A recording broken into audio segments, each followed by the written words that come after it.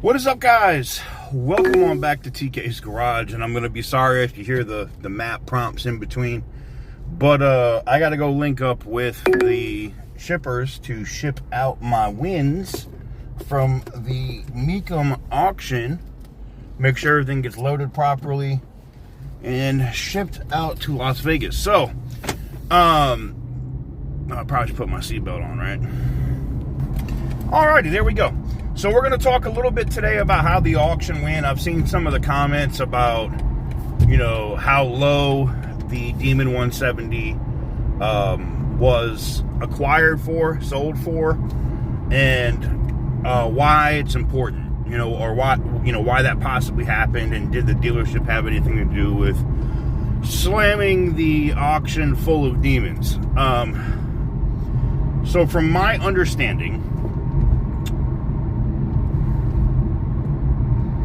Mac Hike didn't have any other demons at the auction, except for one that I couldn't track down, who, that it was a dealership that had it there. They just didn't say what dealership.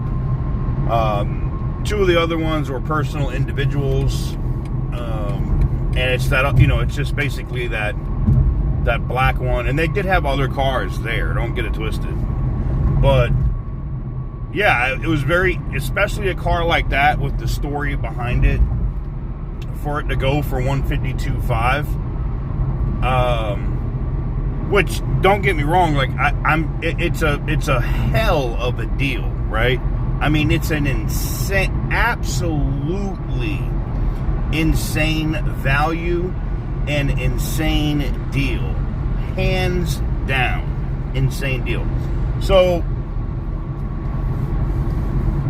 and when I say that, I'm just going by what we see what these dealers are trying to charge for these demons now. And I'm going to do a separate video on why these dealers are trying to sell these Demon 170s for $300,000, $250,000, and why there's no way in hell they're going to get that. The bottom is, you've seen OC Motivators videos, you've seen me talk about it, how the market is correcting, and I feel sorry.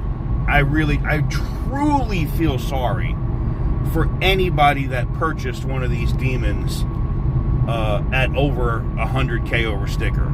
I mean, you literally, unless you just have it like that, you literally just donated money to helping that dealership cover its floor plan. Now,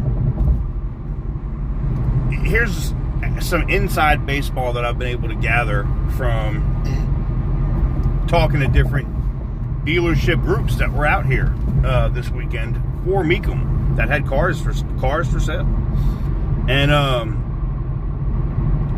the dealers are getting fucked too. This is not just the customers that are getting screwed.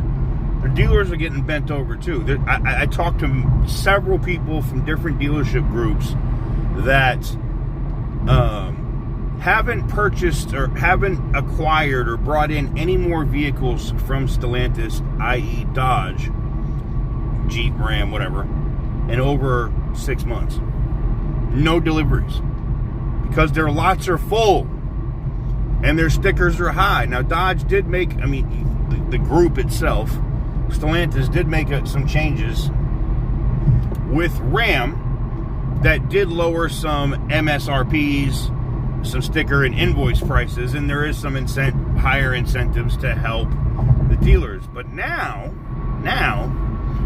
Dodge is sticking it to these dealers. Stellantis is sticking it to these dealers in that, if you don't order any cars this month, if you don't take in any vehicles and add to your already inflated floor plan, which, and let me just touch on this real quick. Every floor plan is different, but the longer you have that shit on your floor plan, the more money it costs you, which means the possibility of you making money on that car goes down. And that's why, as it costs more for a dealer to hold a car, and you've seen the numbers, some of these dealerships are holding these cars for days upon days upon days. You know what I'm saying? And I mean, like, 250 days, 300 days, 400 days. That's not sustainable for a dealership. As a dealer, it's not sustainable if you're paying that kind of money on vehicles to where even if you sell a car, you have to almost mark cars up to be able to break even after paying all the fees to the floor plan. So I do understand that part of it, right? And I respect where they're coming from. It's just, for me, I can't justify you know, what they got going on. Like, they kind of put themselves in that position by marking these cars up anyway. Today's video, guys, if you didn't know, is being brought to you by Morgan & Morgan Attorneys at Law. You see that right there? That's that billboard that says size matters. Size matters. And that billboard says that because Morgan & Morgan is America's largest personal injury law firm. They handled over 20 million phone calls in 2023 alone, and you'll see these billboards all over the country. If you're looking for that personal injury attorney, you won't find anyone larger than Morgan & Morgan, and you want that size when you go head-to-head with big insurance companies. You can get started in 8 clicks or less by going to forthepeople.com/TK's Garage. Again, that is forthepeople.com/TK's Garage. And I appreciate them for allowing me to do what I do. Now, just being clear, I mean, like I said, I'm not condoning what dealers have done here. I'm not. They kind of dug their own grave, right? But there's blame to go around on all sides. Some of the blame has to go for some of you dumbasses that decided to pay these massive effing markups on these vehicles that makes absolutely zero sense. Some of it goes to the dealers for doing that shit in the first place, and a lot of the blame does go on Stellantis for increasing the price of your vehicles by, in some cases, 50%. That is, I mean, I get it if it was like a vehicle shortage or something, so you had to raise MSRP. Inflation, okay, 10%, got it. Totally understand that. You know what I'm saying? But, yeah, that's just some bullshit. It's just some bullshit. The whole situation sucks. It just does. You know, I know a lot of people are like, well, let's just get our cars from the manufacturer. Okay. That also sounds good, but then there's no competition, you know, and everybody say, well, dealers always charge more than invoice. No. You got some dealers that are a couple $100 over invoice, and they will negotiate with you to, you know, get a good price on a vehicle. Those days are still here. There's still dealers that do that, but not these massive corporation ones. And I'm not calling out anybody specific like AutoNation or Napleton's, but, you know, you get what I'm saying. Anyways, it was something I wanted to touch on with you guys. I saw it in the comments, and you guys were wondering why that demon went so low. And it's not about just that demon going so low. A lot of the demons went low.